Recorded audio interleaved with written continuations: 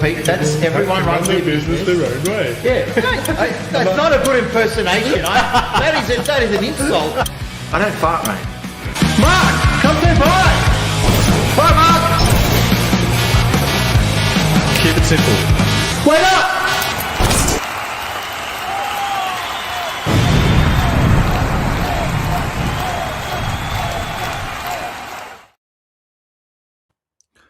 What is going on, guys? I am SimpleSimon. Welcome to the NOOB Absolute. Episode 9. Did you know that number 9 is my favorite number? Anyway, you know who my favorite co-host is? Sorry, I'm not. I was trying to share on Instagram that we're going live. So sorry, I'm a little bit, where is it? Do you know who my favorite co-host is? Say hi, Mark. Hi, Mark. Hi, Mark. Hi, Mark. Hi, Mark. Hi, Mark. Hi, Mark. Hi, Mark. Oh, hi, Mark. Hi, Mark. Hi, Mark. Hi, Mark. Hi. How you going? Mate, he doesn't even know how to do it. That's how out of practice we are for the show. He doesn't even say hi, Mark, anymore. He just says hi, hello. Hi, hello. Hi, Mark. Is that better? That's better. Man, your hair looks like it needs redoing, needs touching up. Yeah, it's bad, huh? I'm booked in for Christmas Eve, so it would have been like 3 months by the time. I'm so jealous. So yeah, well, mate, you know how much money it costs for me to get my hair done? It's not cheap. All right, I'm not jealous then. Yeah, that's right. How have you been for starters? It's been, well, you know what? It feels like forever, but it's only actually been about a month since our last episode. Yeah, it's only been a month. Yes, that's right. Yeah, just over a month. Has anything changed? No, I've gotten a month older. yeah, that's when you're as old as you. That's a long, Actually, it's not. It's nothing. By the time you get to your age, 1 month is just like you've lived many months on this earth. Did you? How about you? Anything changed since you've been darting around? Posting your Japan videos. Mm-hmm. No, not a lot's changed. I haven't lost any more weight. I've just been, chilling at the same weight since it's gone on Mad Spidey. Member for 22 months. He was there from day one. Hey, Mad Spidey. Hey, Simon. He was my second member, only second to Sarah, who was maybe 5 seconds quicker than him. All right. Very good. Well, let's get straight into it, Mark, just because I know today's topic is very something that we could do this for 5 hours and Mark would still, wouldn't have let me spoke yet. So yeah. Today we're going to talk some movies, which is Mark's favorite. What's going on, Roy? And we're going to talk about sequels that were better than the original. And then later on, we're going to touch on some remakes and reboots as well. I guess I'm just going to get the first one out of the way and just touch on it briefly because we've done an entire episode on it in the past. So do we have to again? Well, no, we don't. We just have to quickly just touch on it very briefly. Aliens and Alien. Obviously, we're both big Alien guys, and we did a whole episode. So go back and check that one out. We discussed what ones we prefer, and I think the overall gist for me was some people prefer the first one, some people prefer the second one, but for me, it comes down to which one. If I could only watch one of them for the rest of my life, which one would I watch? And that would be Aliens. Aliens. I agree. You agree? I agree. Aliens is just. It's like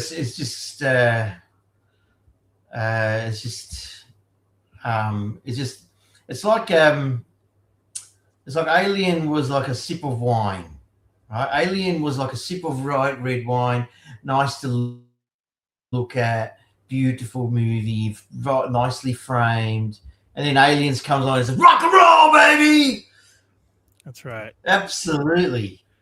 It's like high, heavy guitars and heads, and it's like just full on rock and roll. You're just getting smashed on the goon bag and stuff. No more red wine, no more poshy red wine for you. Sequel, mate, just go straight to the goon bag. Goonbag. There we go. That's his comparison. That's what the difference is with those two movies. Alien. We're gonna make that a quote on a T-shirt. Aliens was like going straight to the goon bag. All right. Well, again, if you guys like that discussion, Aliens, check out our episode a few episodes back. You can listen to us on Spotify, by the way, guys. There's a link in the description where you can click on it. We'll take you to Spotify. You can follow us on Spotify and, listen to Mark while you're driving in the car for, a long drive.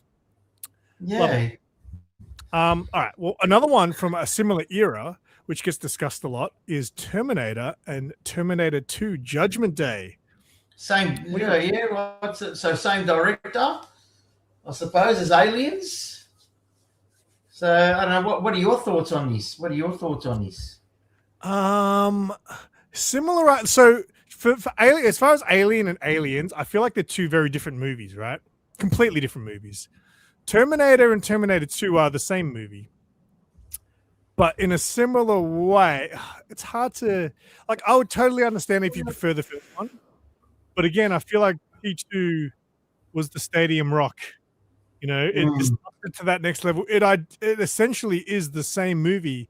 And in fact, I always refer to, there's a lot of movies that use what I call the Terminator formula, right?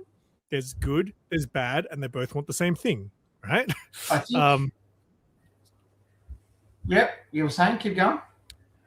So for me, again, for Terminator, I guess being a little bit older is, I think, a little bit slower as well because of that.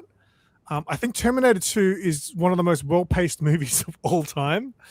It just doesn't let up while still telling a great story. I think the second one is more iconic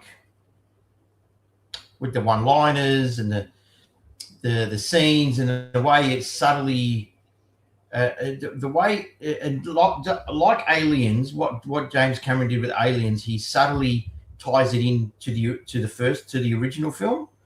And he does that same thing with Terminator. The subtleness of him tying the first movie into the sequel, even though it was a fair bit of how many years were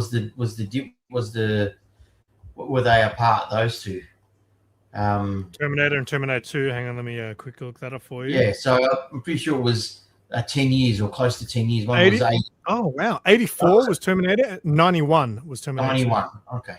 So, but the subtle ways that he ties it in, like the whole that scene when he's at the shopping center and all those photos are being taken of him, and then the cops start referring to the Terminator from the first film in the cop shop, like it's the same guy, and like the subtleness of that was really well done, because it wasn't going to lead on from where it finished, So I thought it was brilliant. I thought the second one is definitely more iconic, I think, with the one-liners and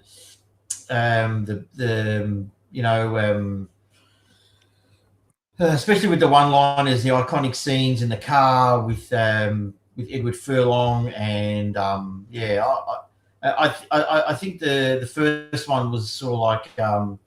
I think the first one was like a more of a your sort of like a deer in the headlights, sort of like felt like what Sarah was going through, what is happening. So I think what is happening to me, like it was sort of from her point of view, because we've never seen anything like that as an audience. So I think he sort of he took us on the ride that she was going on, whereas I think in the second one it was more.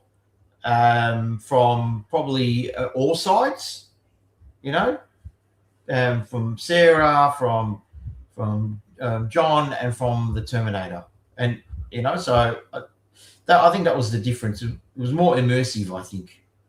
What's the Skynet ending? You'll have to refresh us, Roy, because I think I've seen a couple of endings to T2. I can't remember what the actual real ending is. I'd imagine Terminator when it came out, right? Like the first one, you would have been like 30 or 40 at that time. So, what was?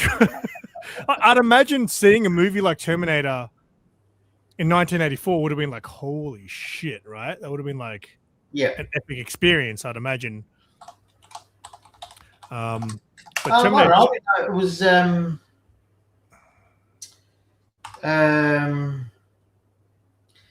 there is no Judgment Day. That's right. I think I saw that on Instagram or something recently. Someone played just the ending of that part. Is that where she's in the park with the daughter or whatever? Yes, that's right. Yeah. I think 2 for sure. The character development was phenomenal. The greatest Terminator, Liquid, the greatest Terminator in the franchise. Yeah, I think that's when she's in the park. Yeah, that's right. I don't know. I liked it better. I don't know. I sort of like the original cinematic version, in the sense of from the ending. But I loved the additional scenes when they pull out his CPU and they switch over to the learning computer. I love those.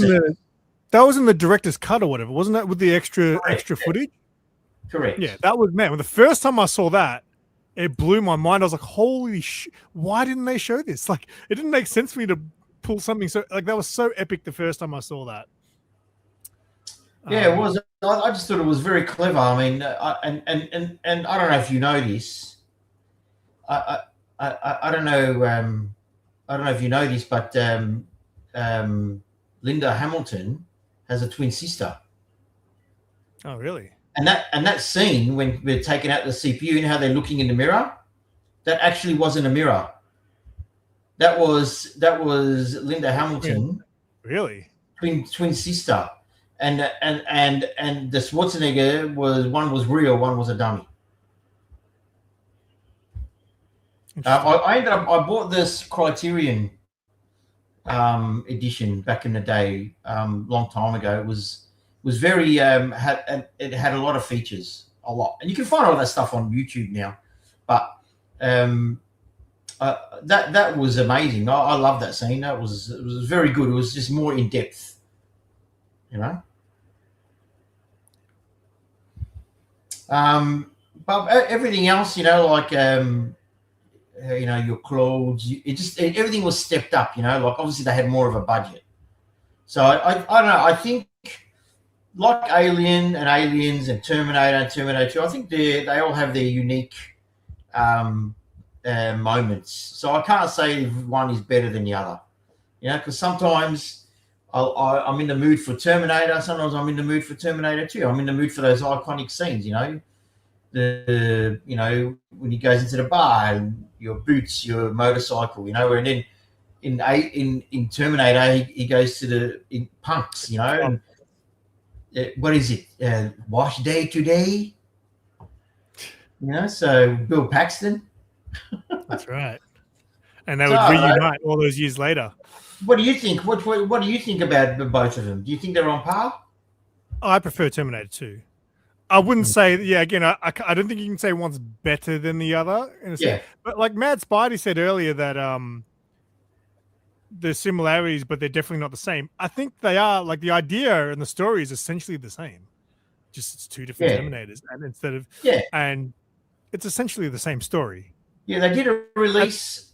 They did a comic book. Dark Horse did a comic book after Terminator 2, and it was like it was a flip book. So one half of the story, one half of the book was the future war, right? And that story was how the Resistance broke into Skynet to gain access to the time travel machines, I suppose.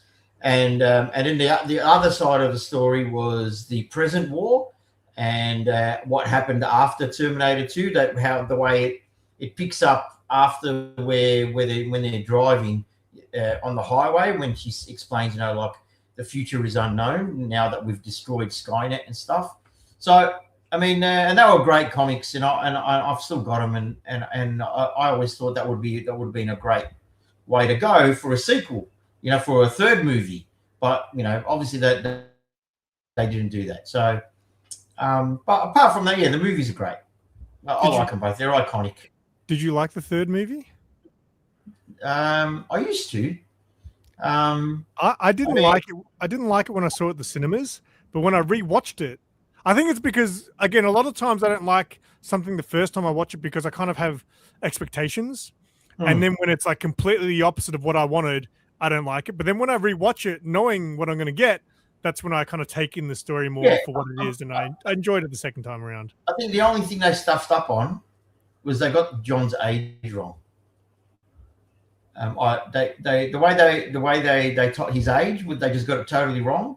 But the action was good. I mean, the female Terminator was another step up from the liquid Terminator. That was okay. And is it Claire Danes that's in that in the third one? Yeah. I didn't like that.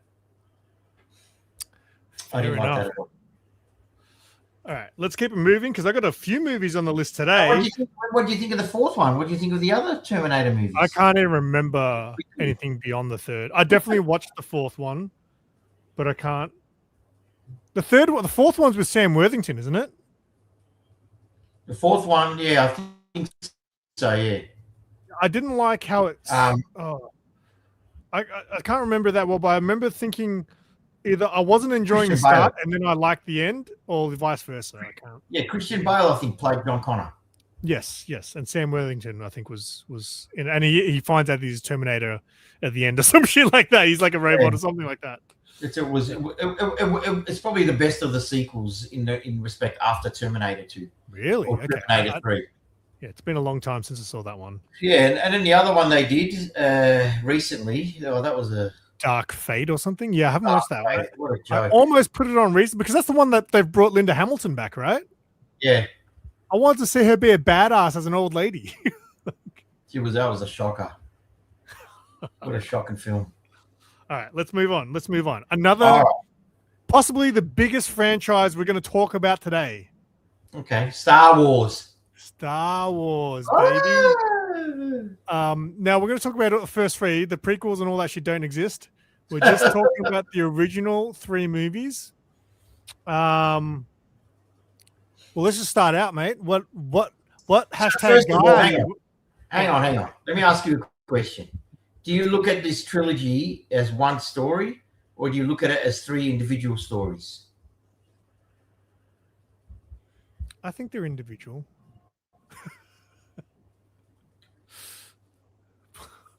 He's 1 and 2. I would say they're individual. I think the narrative is the same. Obviously, they have a similar. The narrative goes all the way the same, but I think they're individual movies. There's time jumps in between each one. Yeah, I know that. But I think that's what the makes narrative stays the same. Like as in the Empire bad, Rebels good, Jedi good. Jedi Luke to Jedi. Rebels. That sort of thing. I think the narrative obviously stays the same, which I think adds to the story, and that's what was so good about the prequels. But the original, Lucas did that with the prequels. The narratives pretty much stayed the same, but they were individual movies, 100%. So what would you say is I mean, I can't really say any of them I've got any of my favorites. I used to have a favorite, but now I think I can't really choose. How about you? Come on, man. If you had to choose a hashtag guy to go with, which one are you hashtagging? Are you well, no one's a New Hope guy. I'd highly doubt there wouldn't be rare would you see someone who's like, oh, New Hope's my favorite. Very rare. I'm not saying it doesn't exist, but very rare. I feel like I know yours is Jedi. Majority say Empire, and then some people prefer Jedi. I can't look. I like him. I can't choose. I'm not going to choose. All right. Conan can't cry. I think my favorite two were Empire Strikes Back and Return of the Jedi. You missed my joke there, but what was the joke? You said you can't choose, and I said because I was going to choose. So I was like, oh, okay, Conan can't cry, so I'll cry for him. So when I rewatched all the Star Wars, except for I still haven't watched episode 1. When I rewatched the trilogy the last time, I went into it thinking, I think this time I'm going to become an Empire guy, because I've always been a Return of the Jedi guy. Empire is fantastic, very memorable. Through the sliding tunnels, things like that. So when and him in the swamp, right? So many cool things. Like Empire is really cool. I've always thought that, but I've always preferred Jedi. So when I rewatched it this time around, and this was gone back a few years ago now, I thought I was definitely going to switch sides and become an Empire guy. But after I watched it, I was like, yeah, that's good. And then I watched Jedi. I was like, I still prefer Jedi. I don't know.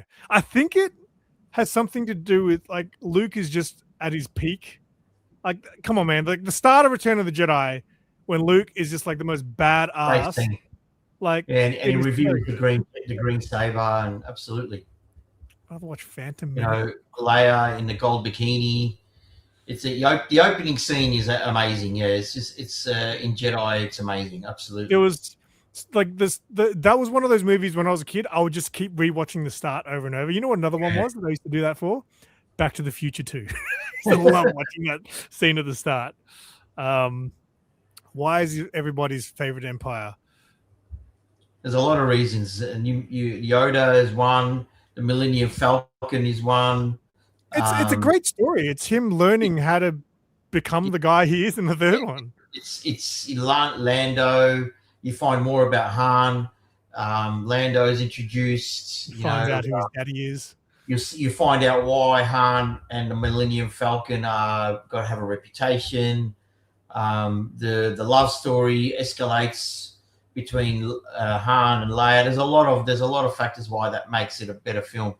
And the end fight with Luke and Vader, finds out that it's his father. Like that. That's why the people love Empire. They have fond memories of it. Like I remember not knowing it. There were rumors before I went to like reading in magazines and stuff, because there was no internet. But I remember when I went to watch it, I was like blown away. So that's why, to answer your question, that is why Empire Strikes Back is more popular than most. Well, one thing that people who like Empire the most, their biggest critique of Jedi, do you know what it is? No. Ewoks. Why is there a problem? I don't understand. Like, why? Look, see, it's simple. Empire doesn't have annoying little creatures. What is wrong with Ewoks? Look, I watched it when I was a kid, so I thought Ewoks were cool as. And also there was that other movie, Caravan of Courage, which had Ewoks. Ewoks were cool, man. I don't understand the hate for the Ewoks. I had no hate for Ewoks, but that's why Empire was much more darker, and that's why it was the most popular out of the three. But that opening scene with Jedi is very, very. It's the perfect movie opening scene to grab you.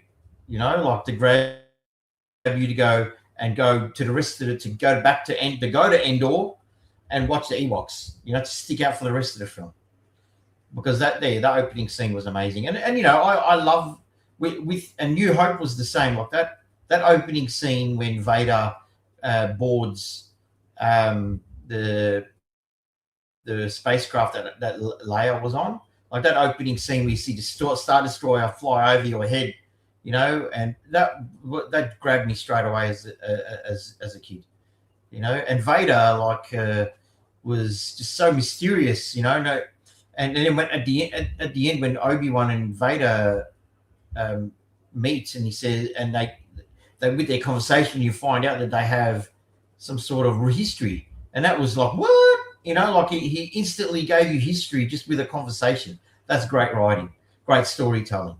That's what that was. So they all have their goods and they all have their bad. But I don't think they're better. One is better than the other. I think they're all good. Was episode 4 always episode 4 from the get-go? Yes. Because it wasn't always New Hope. I thought New Hope got added later. It did. But it was always episode 4. Yeah, in the scroll, it's always had in the scroll was always episode 4, New Hope. Because that's quite unique in itself, right? Yeah. Like what? Like if you saw that back then, you would think, hey, is that typo, right? Did they just randomly add a V? A lot of people missed it. I mean, I think I missed it. I missed it the first time I watched it. So yeah, so you're not choosing a team? Sorry? So, I'm pretty sure we did an episode on this a while ago, and I'm pretty sure you chose Team Jedi, but okay, whatever. Whatever. I'm allowed to change my mind, all right? All right. Are we going to move on? Move on. Okay. Now, some would call this a more modern day Star Wars. I don't know if anyone's ever said that, but how about this one? The Matrix and the Matrix Reloaded. Mm-hmm. Firstly, the Matrix. Again, when it first really. Yes. Well, now it's got even more. But firstly, Matrix when it first came out at the cinemas. Like for me, like all those movies we kind of talked up to leading up to Matrix right now, Star Wars, Terminator. I can imagine living in that day and age, being a young adult, going to the movies and seeing that and being like, holy shit, like what am I seeing? Because at the time, there's nothing, those movies were so ahead of their time, right? Yeah. Especially considering a lot of them were low budget, but they hold up today. Yeah. You know? So the Matrix was that for me. Like I left that cinema going, holy shit, what did I just watch? So in every generation, there's like these movies that change. That every generation there is a movie, right? Or it brings technology, it brings a way of storytelling, and Hollywood grab onto it and they try to replicate it, try to catch another more lightning in a bottle, right? But obviously it doesn't work. So Star Wars was one, it changed cinema. It's still changing cinema to now, like with the technology. And when he did the prequels, he brought new technology, shooting in digital, blah blah blah, right? In Matrix, there was another change in the way you tell stories and technology and special effects and all that. And then there was Lord of the Rings. And Lord of the Rings, the changed everything as well. All right. So, do you remember the Village Cinema in Burke Street? Yes. Yeah. So remember, it was where JB Hi-Fi is in Burke Street. It was next to Minotaur. Correct. And there was Time Zone just a few steps up. Correct. Yeah. So I had many movies there. Hey? I saw many movies there. Yeah, right. I had preview tickets with me and a friend of mine went to a preview cinema, right? It was like a small cinema, and we had the producer had a talk, and it was like there was big knobs from the film. And anyway, so we watched it, and we were blown away. I remember the scene when they go into the lobby and they shoot the shit out of that lobby, right? And then they walk into the elevator and like they show you the doors close and that extra tile falls off. The tile falls off. I think we all stood up and started cheering. It was just like a combined elation. Like we didn't even know what we were watching. Like it was just an amazing experience, and I'll never forget that. It was. And I think it was always meant to be it was always meant to be one film. It was never written as a trilogy. I think the sequels didn't let it down. I just think they just couldn't. I think they just got more convoluted as it went. The sequel was okay, and then the third one. Well, I loved Reloaded. So for me, I loved the action that the Matrix brought. It was kind of that Hong Kong martial arts action, even with the guns, John Woo style, with the bullet time, right? Yeah. So I was in love with that. So when Reloaded came out, they were like, all right, let's do that, but on steroids this time. So the action sequences in Reloaded, I used to rewatch those things over and over again. The fight scenes, Keanu Reeves doing kung fu, what? Yeah. So, but the idea behind the Matrix, right? It was this is the reason why we watch kung fu movies and we watch John Woo movies, and they do these magnificent things where they fly up, they they do all these fantastic superhuman things. And then the Matrix gave us the reason and the answer why they can do those things is because they're in the Matrix. It's just so, if you think of it hard enough, your head will explode. It made you question, are we really in a Matrix? All right, that's a whole other episode. So I saw Matrix Reloaded at the cinema at the Crown, and I saw the midnight screening. So the night it opened, or before, there was midnight screening, and they played the first movie first. So at like 10 o'clock, I went and saw the first one, and then that rolled straight into the sequel, right? Which I was loving. And then until you got to the architect scene where he's in the room talking to that guy, which I learnt to love. But at the time, after going back-to-back movies, I was really struggling to stay awake in that architect scene, right? But I've watched that Reloaded movie so many times that I actually understood the Matrix universe. By the time I got to the third one, it kind of lost me a little bit. But the first two movies was fantastic. I think the first one is just a little bit more magical because of the time. Like even though the second one is kind of a little bit Stadium Rock-ish as far as like putting it all on steroids, I think the first one still told a better story. Or the second one. So the first one was more.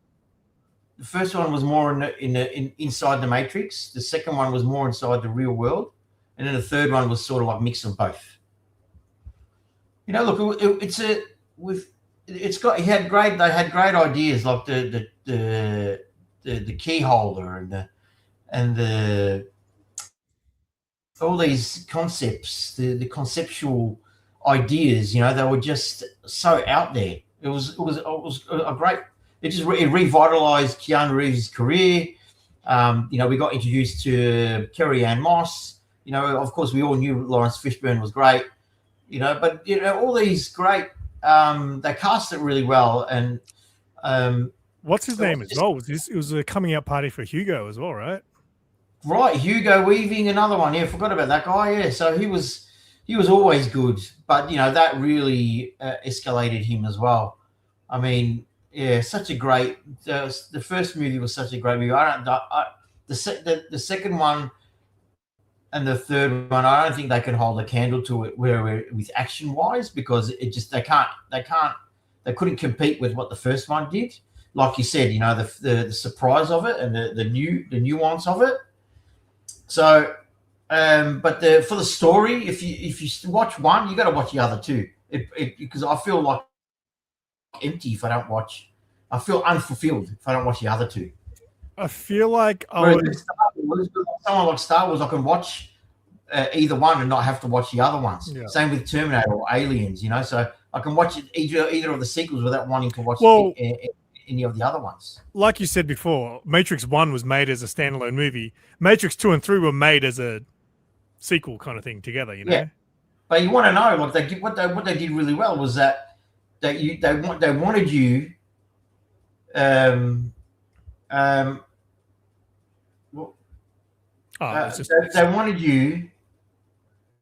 they wanted you to go watch the other two, and they did that really well, because I want to know what happens to Neo. I want to know what happens to Trinity.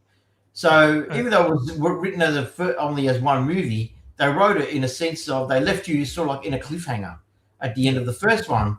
So they left it open if they wanted to do sequels, which was great, and that's why the other ones, they weren't really left Terminator wasn't really left with a cliffhanger. Terminator 2 wasn't really left with a cliffhanger. Alien was the same. Aliens was the same. So what I mean, like you can watch them as a single films. That's Empire left with a bit of a cliffhanger. Oh, yes and no. Of course. Han. Yeah, of course it did. Yeah. I'll give you that much. I'll give you that.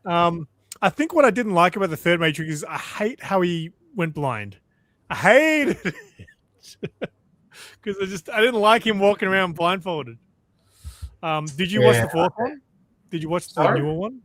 Did you watch the newer? No. It was. I don't know why I wasted. I don't know how long it went for. 2 hours. I wasted 2 hours of my life. Oh, so you did watch it? It was awful. Yeah, it was awful. It was it was awful.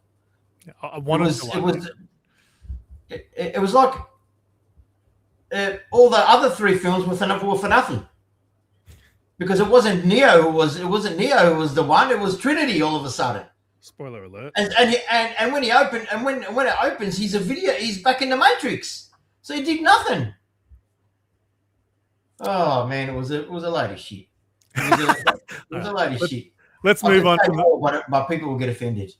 Let's move on from the Matrix. All right. So one that's not on my list, but is a good segue to the next one on my list, is the one that's on your shirt, Mark. That wasn't on my list. It's one of my favorite franchises in the history of cinema. Rocky. How can it be not on your list? Yeah, I know. I didn't even think. But the next, so you can probably guess what the next one is. But let's talk Rocky quickly, right? So Rocky obviously spawned. I mean, let's not count anything after 5. But the first 2, let's just talk first 2 at the moment, all right? Okay. Tell me your thoughts on 1 and 2, and which one you think is a better film. Well, you know what? You know how I said before about the wine and the goon bag? Yeah. So the first 2 are like fine wine. You know, like the first one, you're like drinking wine. You're looking at, you know, how good the script is and the acting and the story and the character driven, very highly character driven, right? And then in the second film, it was character and story driven, and that turns into more like not as expensive wine. It was a cheap wine. You know, and when it gets to the third one, you're on the goon bag. Yeah, third one was just like, story is out the door. Let's just go all action. Like 3 fights. Let's do 3. I remember watching number 3 and like when he first fights, like the first clubber fight, I'm like, whoa. How long is this movie being going? Why are they fighting already? I didn't know he was going to lose. Like, I'd seen it before as a kid, but I couldn't remember. It was when I was like a teenager sitting down and rewatching it. Because when I was a kid, I used to watch it in spots when my brothers had it on, kind of thing. But when I sat down and watched it, I was like, holy shit, he lost, right? Yeah. But 1 and 2, I loved the first one. Even I'm talking like when I was young. I'm talking like when I was like 13, 12 even. I loved the first Rocky movie, even though you could say the first 2 are very slow. Like they're old films. They're character driven. They won an Academy Award. Rocky is very likable as a character, but for some reason, the second one, I was just never a fan of the movie. I felt like it was too slow. I don't know. Yeah. I didn't really care too much that he had a kid. Well, yeah, he didn't want to make a sequel. He just wanted it one and done. Oh, well, what happened? What happened? Money talks and bullshit. Money talks.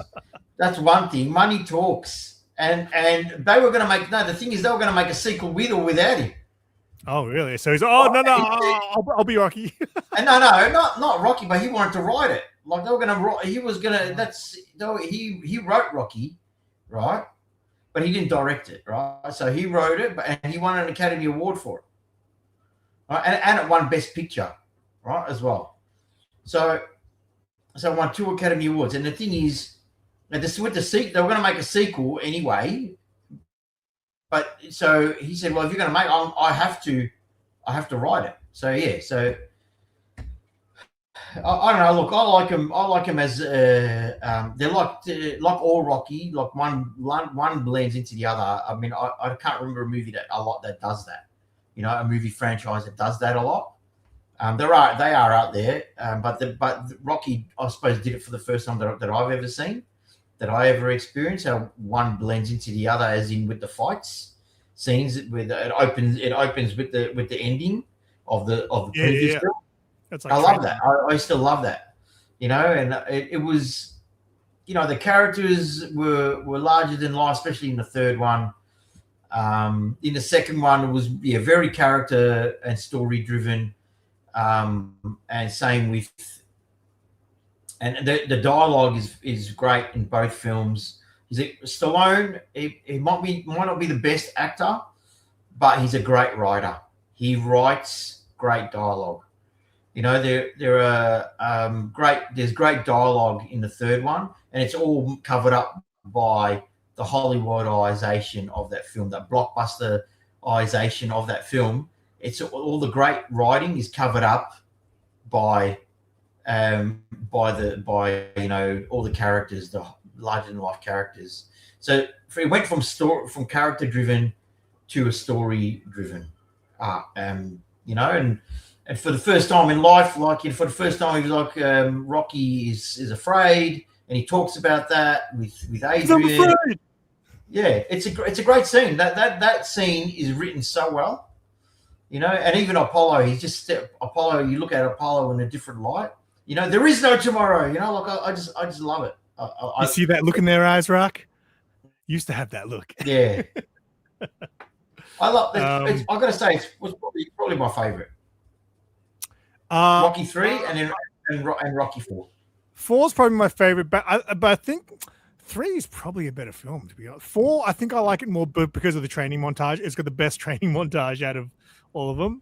Oh, Rocky 4 is all right in the mountains. I even like. No, that's what I'm saying. 4. That's what I'm saying. 4 has the best training montage. Yeah. But I even like Rocky 5, man. Rocky 5 kicks ass. I love it. Yeah, I like Rocky 5 too. I get slapped across the head, at the back of the head, every time I say that. I think it goes back to like the story is still good. Like, it's a real well written story. You care about this kid who then, you know, changes in the end because of fucking money or whatever. Like, it's the soundtrack. That's the soundtrack is amazing in the 5. I love the soundtrack. I bought it on tape. I used to love that soundtrack. Okay, Snap did a track. It was a very, very good soundtrack. Same as same with the 4th one, the same with the 3rd one. So they carried it on, you know. Like the 3rd one had great soundtrack. The 4th one had a great soundtrack, you know, and the 5th one had a great soundtrack as well. So it was,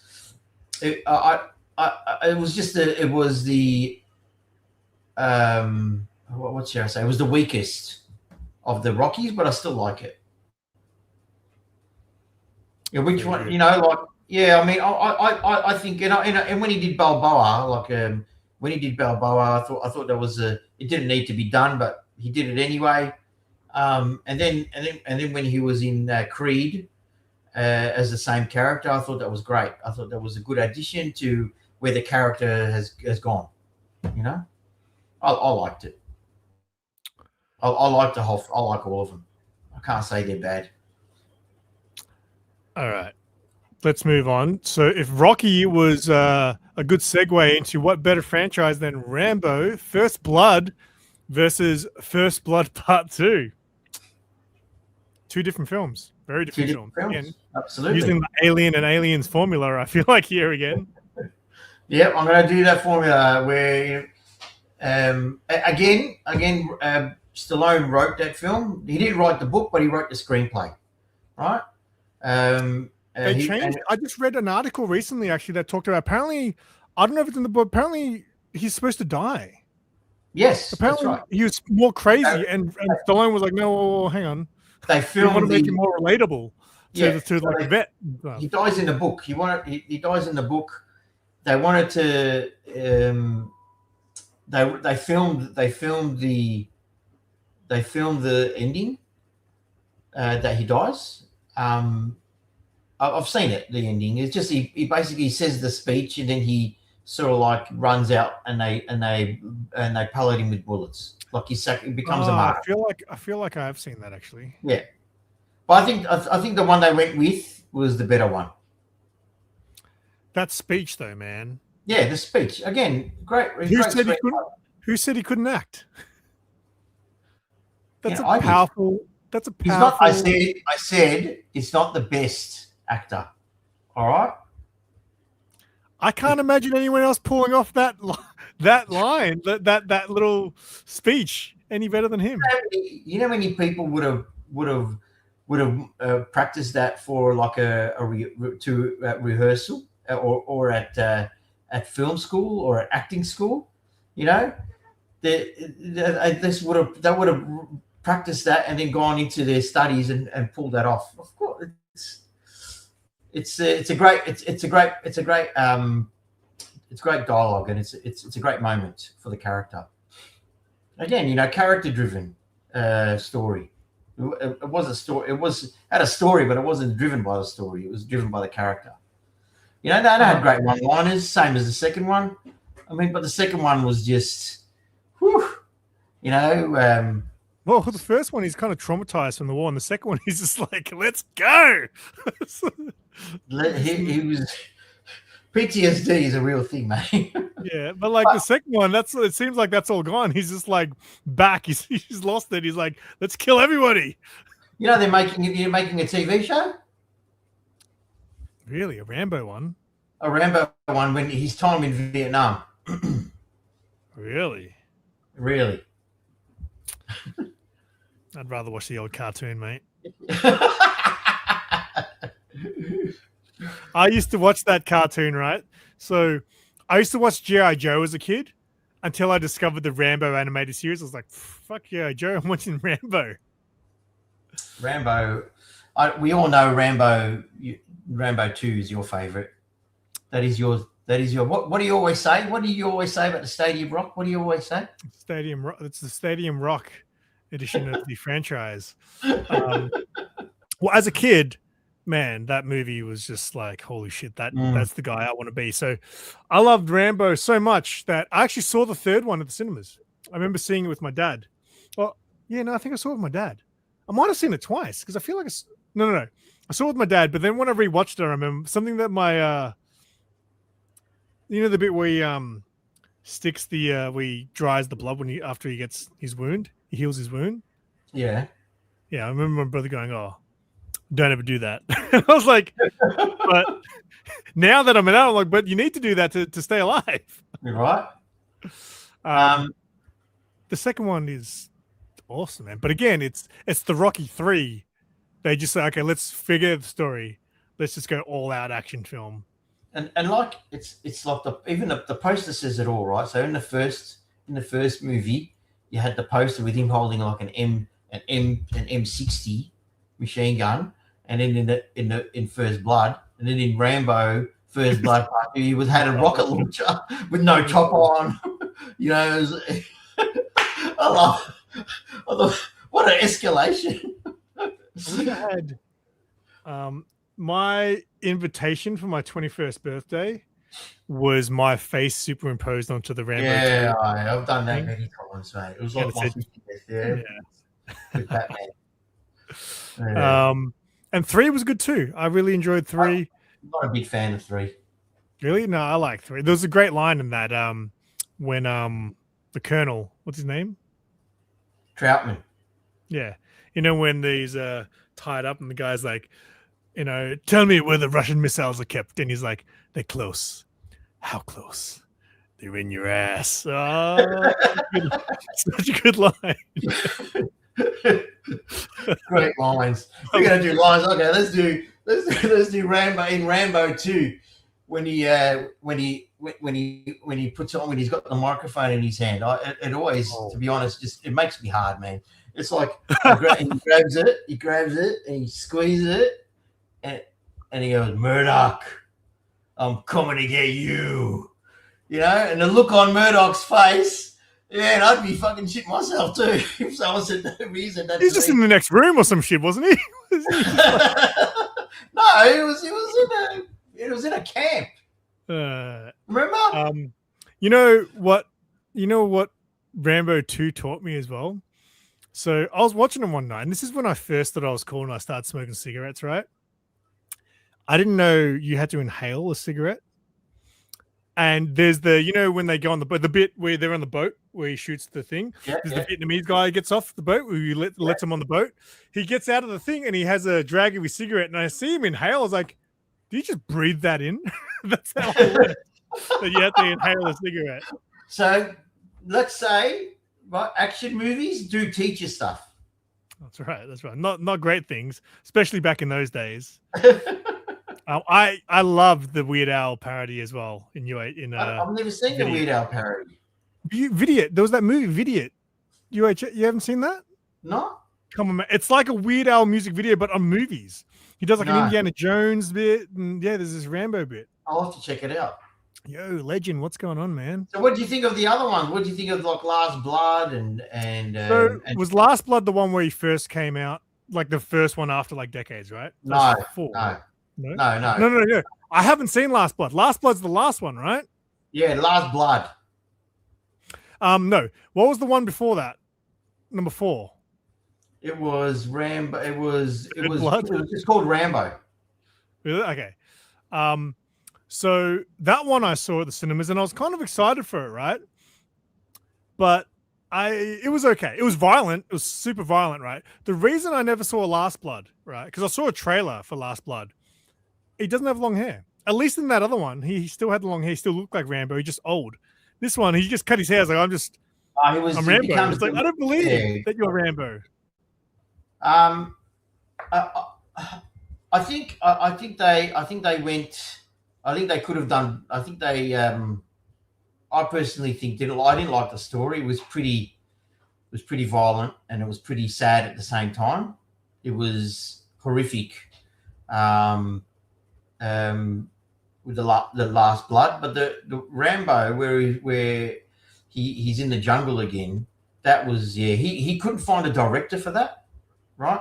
He wrote it, but he couldn't find it. He didn't want to direct it. He couldn't find anyone to direct it, so he ended up directing it himself. And you can see that the movie paid for that.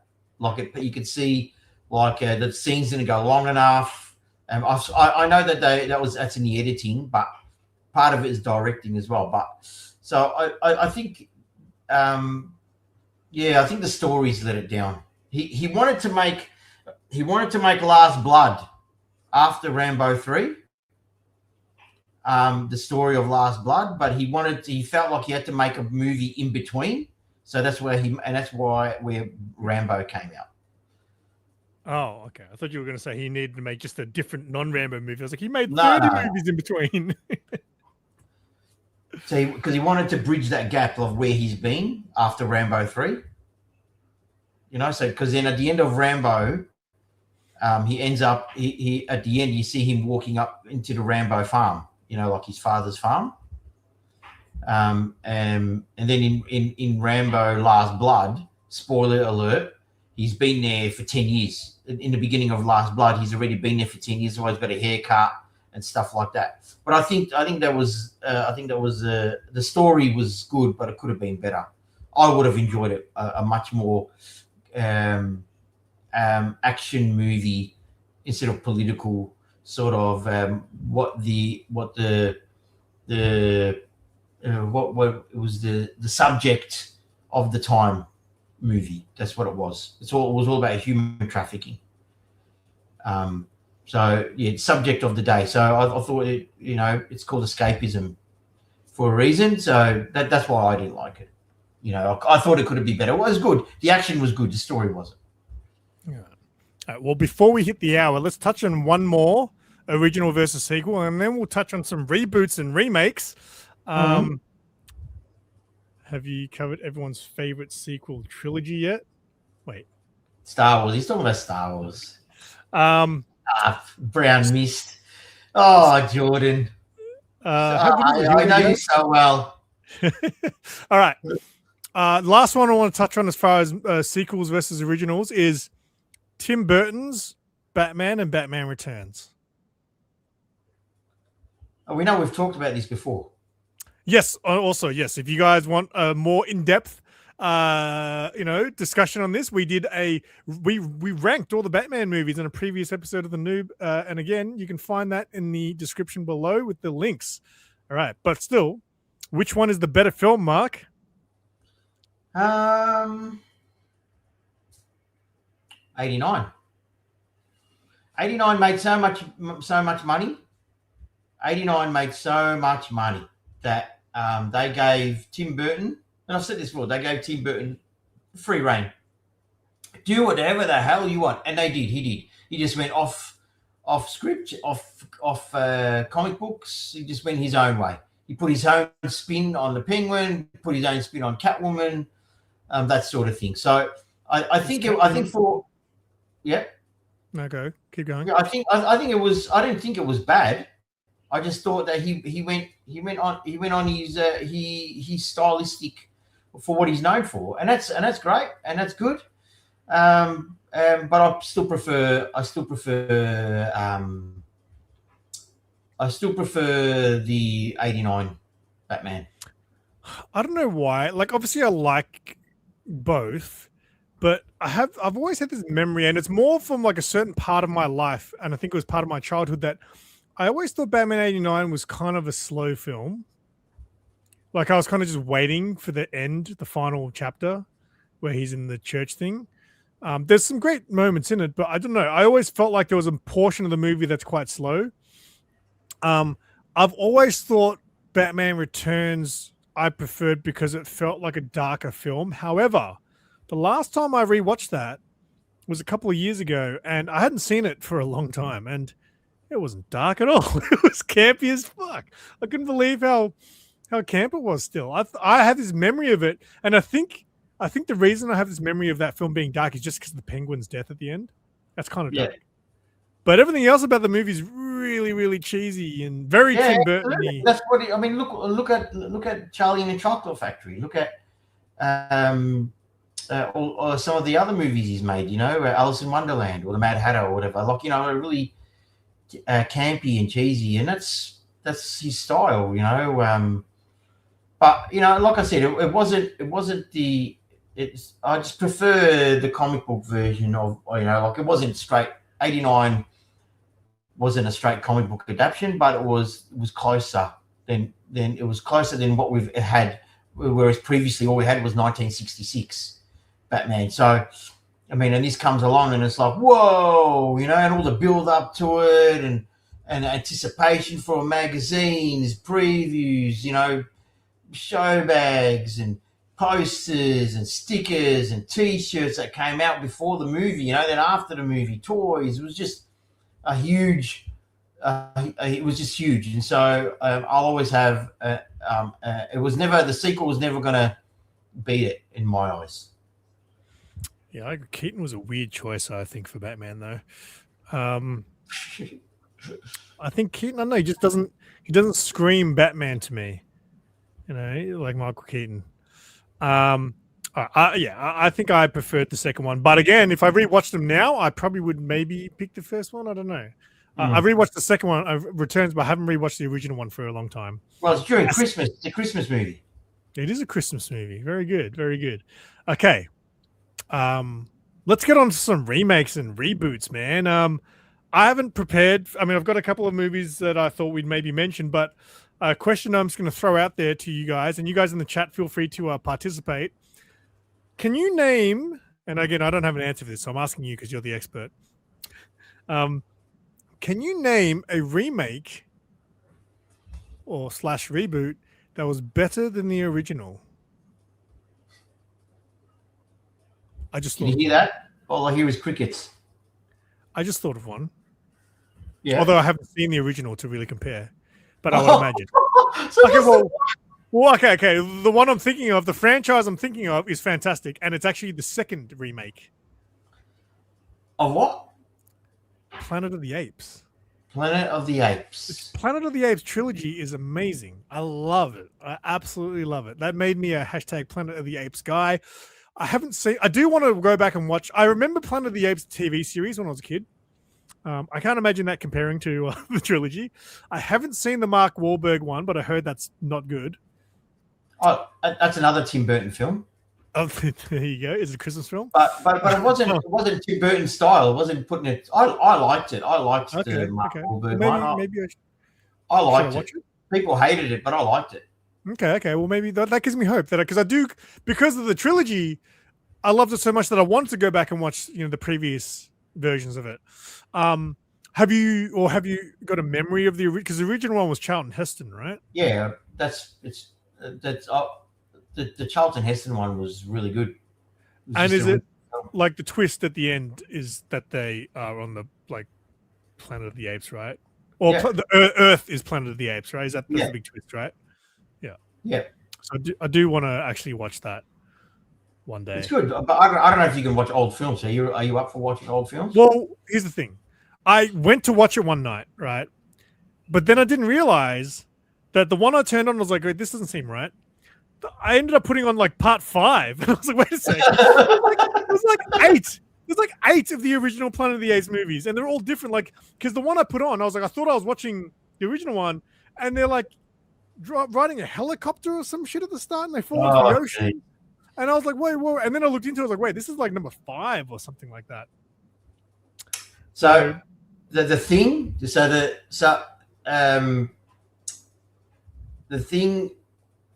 was actually not a remake. It was actually a prequel. Okay. And that's the same with Evil Dead 2, right? Evil Dead 2 is pretty much a remake. It's not really a sequel. Because when I first watched Evil Dead, and then I watched Evil Dead 2, and I was like, hang on a sec. Why is he going back there? That they don't explain. But I think it's because it's pretty much a remake of the original, but they had a bigger budget. I've heard The Departed is good. I've heard that. True Grit was True Grit was probably more history accurate than the John Wayne version. But even though it was more probably, and the John Wayne one, they reckon, was probably more to the book. It was really well casted. The Coen Brothers movie True Grit was very well done. I haven't seen Dune, but I would imagine the new one was very well received. The Dune remake was really good. I think the way they build anticipation and then give you a really good payoff is really good. And I think he's a great director. And whereas the other one, the original, that was planned for 2 films instead of 3, and they never got around to making the second film. So they tried to fit everything into one film, and then they did the TV, and then they did a TV series. So definitely the modern Dune is much better. I mean, the special effects in the original do not hold up compared to, say, running. I'm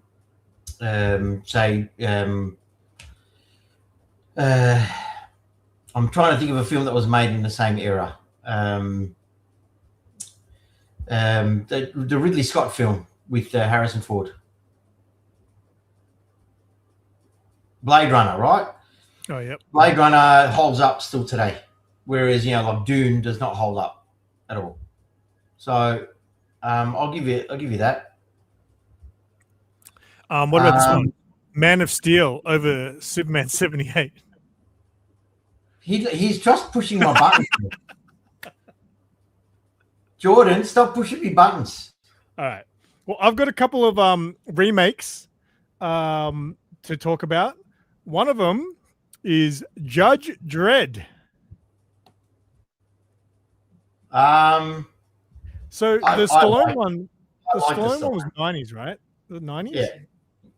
Yeah. That was the Stallone Judge Dredd was 90s, right? I think so. That was the example of the 90s trying to adapt something into a movie. The 90s did the shittest job of trying to do adaptations of video games or comic book, whatever it was. The 90s sucked. They just made them so shit. I just don't understand. Like 1995. It was source material wasn't even, considered at all. Like we're not going to do that. We're going to do it this way. We're going to make it cheesy as fuck. Look, it was. I like it for its action. I don't like it for the story. If you watch it not thinking that it's a Judge Dredd, that the character is Judge Dredd, then you probably like it. Whereas I think, Joe, sorry. No, you go. No, you keep going. I was just going to say, like, I don't really remember much of it, but I remember liking just the look of it all, but I remember it not being a great film. I think the 2011 one, the Carl Urban. That's my favorite comic book film. I still think that was let down a bit. Like, I think the story let it down a bit, but the action was great. I thought the idea of them being locked in a building, being overrun, but the idea of that they the idea of I personally didn't like the the judges being fallible, like being corrupted. I hated that. Yeah. Okay. And I hated the. I mean, the villain was great. She was good, right, as a villain.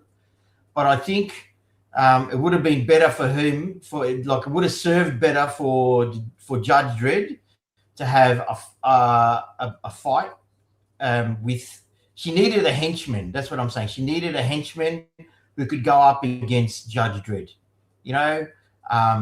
Because otherwise it just fizzled. To be honest, like at the end, the action in between was awesome, but I think at the end, when I think she jumps off the balcony, I think that was just wasted. It was just a waste. I think it was the perfect. I think it was the perfect comic book story. You can imagine that being just like a one shot, or very small contained mini series, very basic story. This is the situation. Go solve it. That I loved it, and it was well paced because of that. Yeah, because it was such a basic idea. It was well paced. Action was insane. I loved the slow mo thing. I know you said they overdid it a little bit, but I loved it. No, I liked it. I liked it, and I thought it was based off the movie The Raid. Ever seen The Raid? I have. It's got like the longest choreographed fight scene in movie history. There's like a fight scene that goes for like half an hour or some shit. Correct, and that's what I mean. That's what I think. But the big boss man in that movie had a henchman, right? Yeah, he's and I think and that's what they needed. I think they needed someone who was absolutely like bigger than Judge Dredd, stronger than Judge Dredd, and then obviously Judge Dredd overcomes him. And I think that would have escalated the character of Judge Dredd. This is why he is feared. This is why everyone talks about Judge Dredd being the worst of judges. So I think that was missing. But that's what I thought. I was expecting it after watching The Raid, and I was expecting something like that when I didn't get it. So I was crying in my pillow. Here's one I didn't actually think about. RoboCop. You know what? I liked the remake. I didn't have an issue with it. I didn't have an issue with it at all. No issue. The slightest. I think no issue at all. Absolutely not. Wait, no, you did. You did. Wait. You did have an issue. Didn't you have an issue with the black suit? I did. I feel like you've said that before. No? You okay with that? It wasn't me. Okay. I really enjoyed the RoboCop remake. I had no issue with it whatsoever. Yeah, it wasn't bad. Compared to Total Recall. Yeah, I can't even remember that. I did watch Total Recall remake. I can't remember it at all. This one was on my list. Mortal Kombat is better now, you reckon? Well, I haven't seen as the sequel come out. So, have you seen the remake of Mortal Kombat? Because I personally think the original 90s Mortal Kombat film is one of the best video game adaptations ever. It followed, what is Mortal Kombat about? It's about a tournament, a fighting tournament. And that's what that movie was about. They didn't have to throw in all this side bullshit, that's happening on in the background. But we're trying to do this big drug bust in the background. No. It was about the tournament. It was great. Yeah. The original Mortal Kombat was great. I watched the remake, or the reboot. I guess that one I'd call a reboot over a remake. And it was okay, but it wasn't, I don't know. It just wasn't. The trailer to the sequel, though, looks fun. They kind of gone for like a cheesy. I've got one. I've got a movie. Yep. How about Conan the Barbarian? Okay, I don't remember the Jason Momoa one, but I remember liking it. I liked it. Compared to the Schwarzenegger one. Yeah, but it's one of those things like, I think Arnie played that role to a point where that's just who you believe the character is. So there's always going to be those people, purists, who are like, no, it's but like I thought, for memory, I couldn't tell you anything that happened in the film, but I remember when I watched the Jason Momoa one at the time, I enjoyed it. It was not good. It probably wasn't as brutal a Conan as the originals, right? No, I don't think they just didn't write. They didn't know, the writers didn't know who the character was. Okay. And you know, he had big shoes to fill. He did. Like, and I don't blame him. Like Momoa had big shoes to fill, man. Like, but the story of Conan, how, you know, from the beginning when he was a kid and getting, you know, the story was just better. The Schwarzenegger one, it wasn't based on it wasn't based on it was based on a Robert E. Howard book, but not to the letter.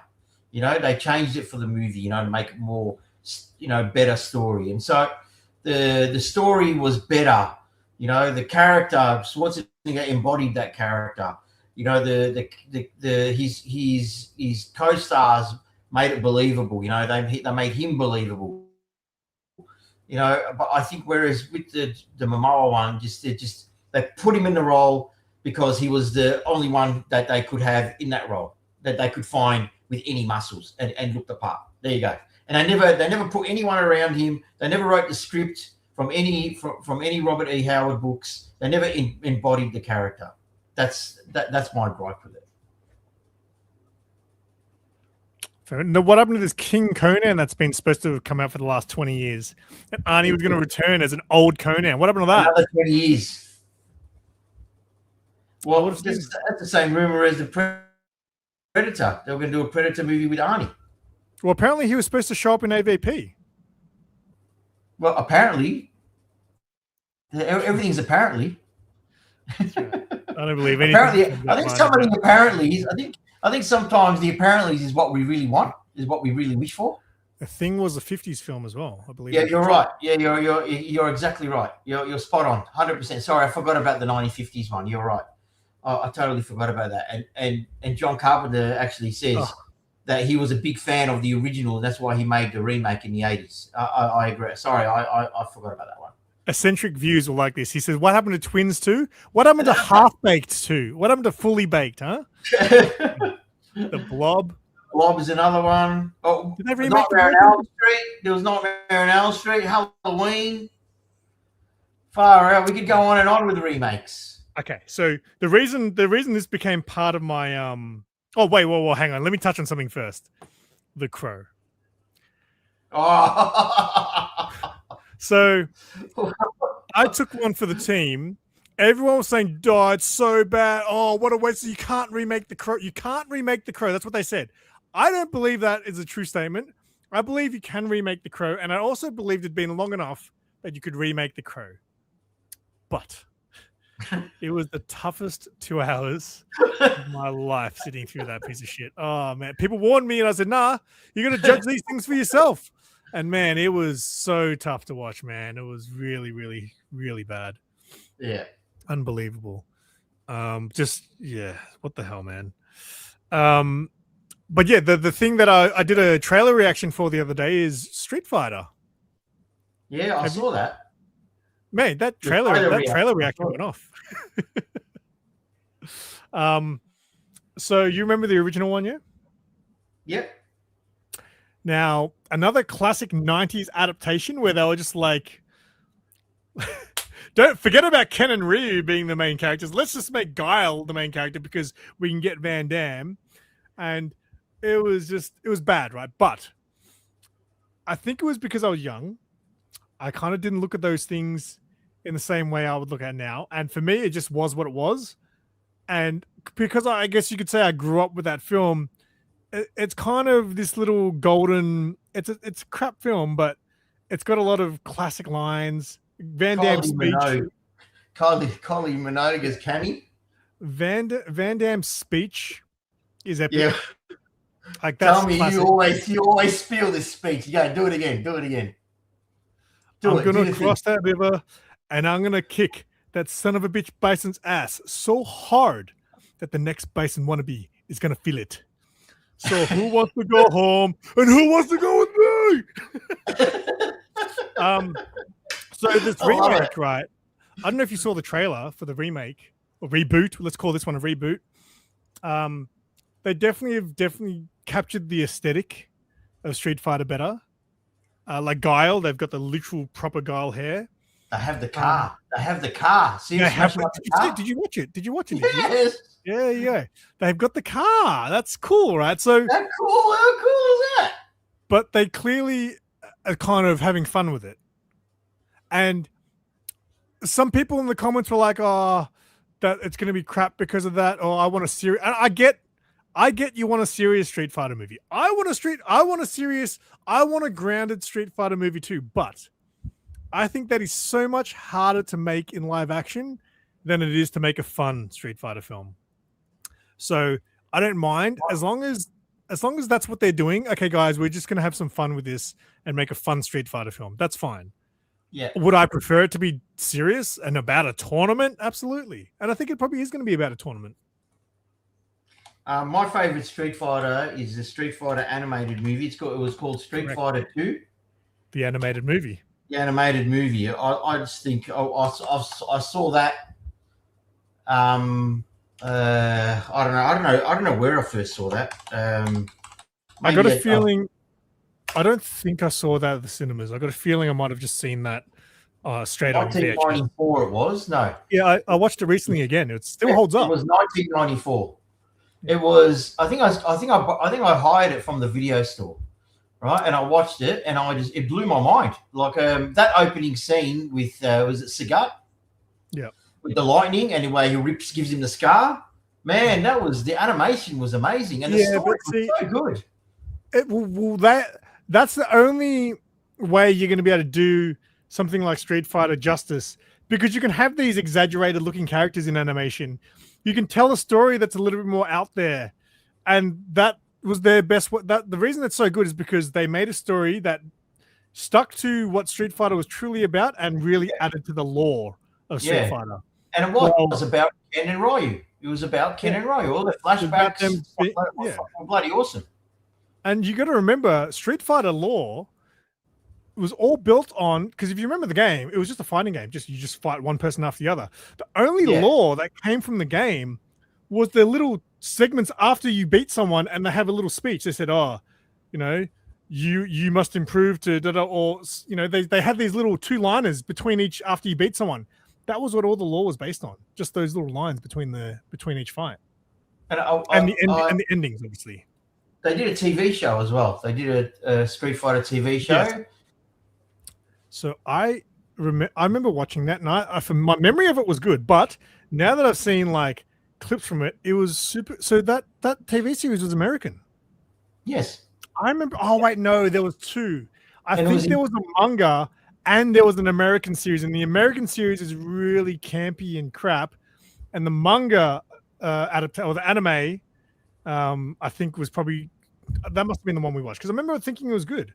And they had all the, remember how afterwards, like after the popularity of Street Fighter 2, the game, and then they added, they started coming out with other like add-ons to the game, Street Fighter. Then they added Akima and all these other new characters, that a Bruce Lee top character, all these new characters. That was Super Street Fighter 2. So here's the thing. So in the 90s, Street Fighter blew up so big that the Burke Street time zone, it was 3 levels of arcade games. Street Fighter got so big, they cleared out the entire top level, and it was all Street Fighter. So there was like 80 Street Fighter machines in there, and they were all that, I think it's called Rainbow Edition. It was like a hacked version of the game. So remember, you could only do one fireball at a time. In this, you could just keep doing them, and like they'd keep coming out. And you could do, it was like a hacked version of the game. And like, so they had some versions of the game that was like the normal one, Champion Edition, Hyper Fight, and then some were this Rainbow Edition, and it was insane. You could do the craziest stuff. But that's how I always say to people, if you weren't there for the big Street Fighter boom of the arcades, no game, I don't think, no modern game will ever reach those heights of how crazy. I bought it on PlayStation 1 or PlayStation 1, I think it would have been. I bought on PlayStation 1, and I had the arcade game stick. Yeah. Right, with the little and the 3 buttons, and man, I bought one, and I think I remember my mate bought one, and we'd get together and with all my friends, and we'd have Street Fighter battles at home. It used to be it was a great game. people probably won't know what I'm talking about. So I want to get an arcade machine, right? I'd love to get an arcade machine, but here's my biggest gripe with it. The joysticks that we used to use growing up do not exist. Now, they can exist. So no. So there's two types of joysticks. But the one that we used to use growing up at most of the arcades is not one of those two. And I did a lot of research on this, right? Because I was trying to explain to people, I was like, why doesn't anyone know what I'm talking about? So the joysticks that I want, they're called MCR joysticks. So it had the ball at the top, but it was like a smaller ball. The ones you see normally, like a big ball with a thin pole. This was like a smaller ball at the top, and it was like a plastic sort of stick. And I found out it's actually an Australian thing. So only machines in Australia had that joystick. So now you can actually still find them online, but you so Sanwo is one of them. I can't remember the name of the other one. And then MCR joysticks are the ones I'm talking about, but they're so hard to find anything about. There's one guy on Instagram, some guy that I know, he's got a Street Fighter machine, and I was like, he's got a proper legit one. So not one of those ones that people buy, it's got a Raspberry Pi, and he's got a legit Street Fighter machine. I was like, that's cool. It's got the good.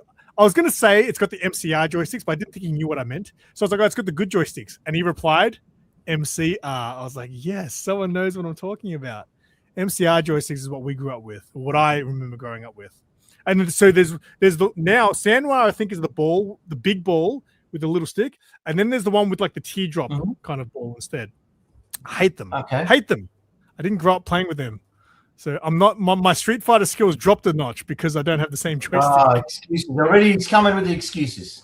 That's right. So we've gone a bit off subject. We have. All right.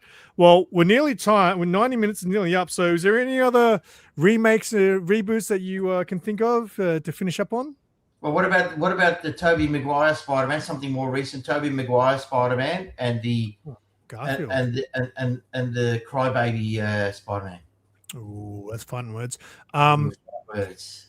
I haven't. We watched the Andrew Garfield ones a couple of years ago with Sarah, but it was just kind of on in the background while I was doing other stuff. It didn't seem that bad. Well, here's the thing with the Tobey Maguire one though. When I saw it at the cinemas, it was awesome. I thought it was one of the best films I'd ever seen.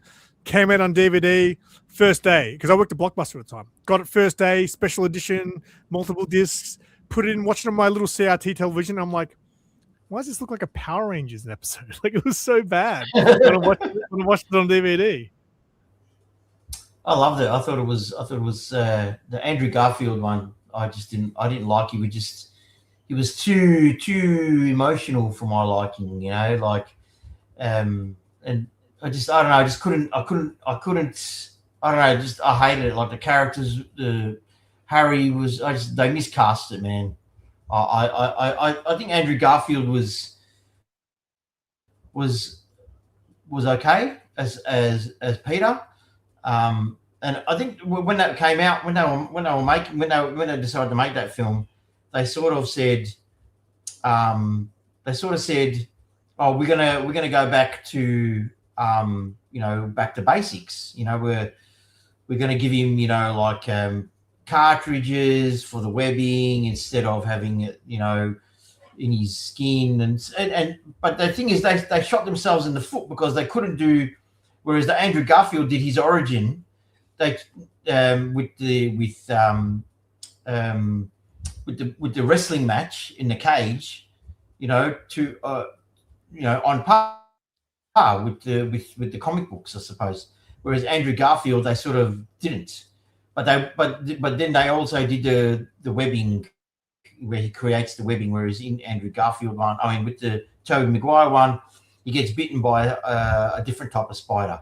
So I don't know. I think from character wise, I think they both were good, but story wise, I think the Tobey Maguire one was better. Both one and two were great films. I think the Amazing Spider-Man with Andrew Garfield, I think he was just too emotional. I don't know. Teenager, shouldn't he be? Yeah, soy boy, man. It was just, I don't know. It was just, I don't know. I can't do it. He just cries too much, crying all the time. It was like watching was like watching Twilight, Spider-Man. And what about the current Spider-Man? Yeah, I like the current Spider-Man. I thought it was different. I thought the character was good.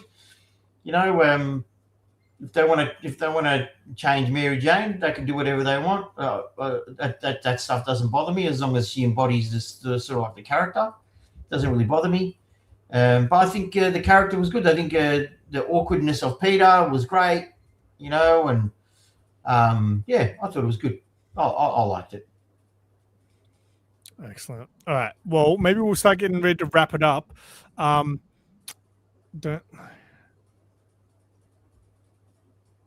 that's a new thing. Spidey relying on Iron Man. Yeah, well, they couldn't do it. They couldn't do anything else. That's how Marvel had to do it. They couldn't do it the other way. They couldn't do it any other way. It was the best way they could come out of that. Right. They just couldn't. We're about to hit 90 minutes, so I'm going to start wrapping it up. But Mark had a great idea for a next episode. Can you remember what it was? Yes. Can you? I do. Yes, it was that we are going to do a show and tell of all our Christmas gifts. I got some beauties. Yeah, there you go. I'm going to be like, no one got me anything. You suck. It's because you suck. So yeah, so the next one we'll do, hopefully we'll do it early Jan. And hey, what's going on, man? Top Gun Maverick. That's a sequel, isn't it? Sequel. It's a sequel. We didn't. Yeah, so many. We could probably do a part 2 of this and touch on certain like Bad Boys 2. I just watched Top Gun actually. I still haven't seen it.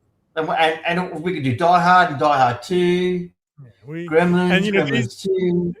These episodes were, the reason I come up with these movie episodes sometimes is because I know Mark can carry the episode. He can just keep going and going. So, there are so many. There are so many. This year alone, there have been so many sequels. All right. Well, we'll wrap it there. Again, if you guys are new to this or you enjoy this, make sure you follow us on Spotify because it's super fun to go for a long drive while Mark is just yapping away. It's like I listen to my own podcast and stuff. For me, it's for Mark. Oh, really? Yeah. I to be honest, I just want to hear what it sounds like. I need to get you a mic. I still said I was going to do that, so I try to get you a mic when I next see you. Why? But everyone can hear me. You sound okay, but you could sound like you should see. Like when I listen back to this, I sound amazing. You sound. Okay. Listen to you. Listen to you. La di da. Get you an arm and everything, mate. All right. No worries, Lord. You can go over there, huh? With the gold microphone. You know. All right. We're gonna go now. Thank you everyone for jumping in and commenting in the chat and things like that. We appreciate it. And again, make sure you follow us on Spotify. Check out the playlist on YouTube. All of that stuff is in the description below. Give Mark a follow on Instagram and all the things. If you want to watch our show, the Noob Universe, the Noob Rebirth, or the New 50 Noob, all those shows we've done over the last 8 years or however long it's been, they're all down there too. So until next time, say Merry Christmas, Mark. Merry Christmas, Mark. Cheers.